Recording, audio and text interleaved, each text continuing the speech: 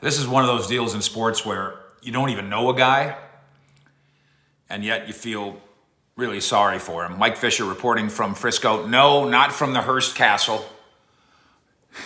Just the Fishbowl, home of the Dallas Cowboys, right down the street, where the news of Caleb Farley, it's not tragic. It's a discectomy. It's, quote, minor.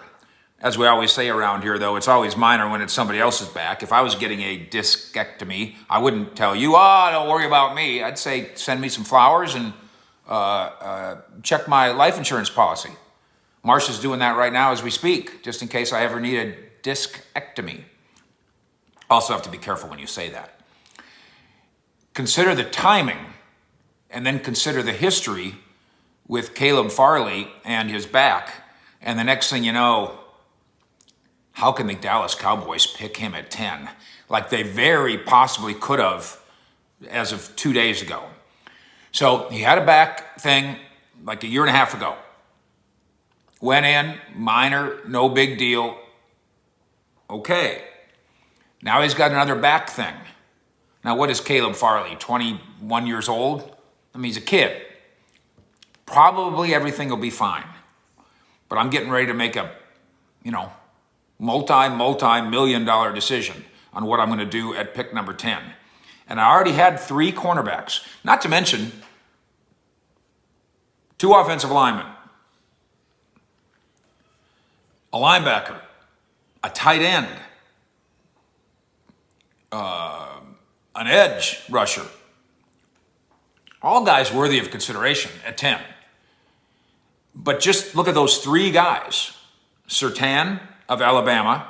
Mike McCarthy, by the way, is among the Cowboys representatives at the Alabama Pro Day. And yes, we can tie that to Surtain. Although, if you're a team that doesn't go to the Alabama Pro Day, you suck. You don't just go to the Alabama Pro Day to watch one guy. You better watch their whole roster because everybody there can play, quite probably. So Patrick Surtain is the most polished of the 3. J.C. Horn has a coaching connection that we'll get into here in a little bit. He's got some roots that work with this coaching staff, makes him viable.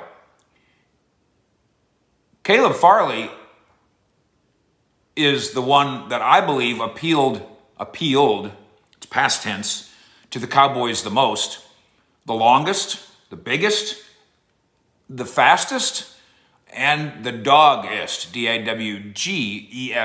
Yes, that is now a word, doggest. He's the doggest of them all. But I believe this takes him out of the running at 10. And here's why, at this present stage, and here's why. Look at the timetable for the rehab and recovery from this. He could be back to doing normal things as soon as 2 weeks, more likely 6 weeks. Okay? The draft comes before 6 weeks, unfortunately for him.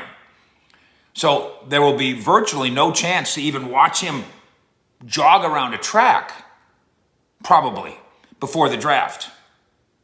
And, by the way, when you go Google discectomy, and what you'll find is, in 6 weeks, you can start doing normal activity. Not playing football. You can't go tackle somebody. That's because that's not normal activity. And so the timetable for him to get healthy, he'll probably be healthier faster than you or I would be healthier. But football ready, he won't be as football ready as fast as I am ready to talk on the Fish Sports YouTube channel, which, by the way, I'm probably going to even do on my deathbed. So thanks for subscribing.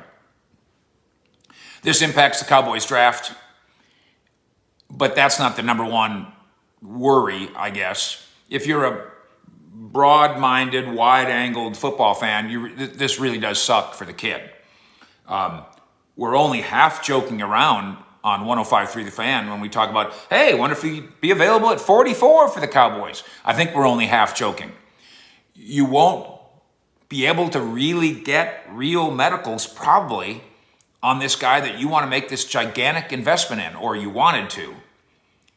And so now it very well may be up to who gets the best on the side, on the sly information.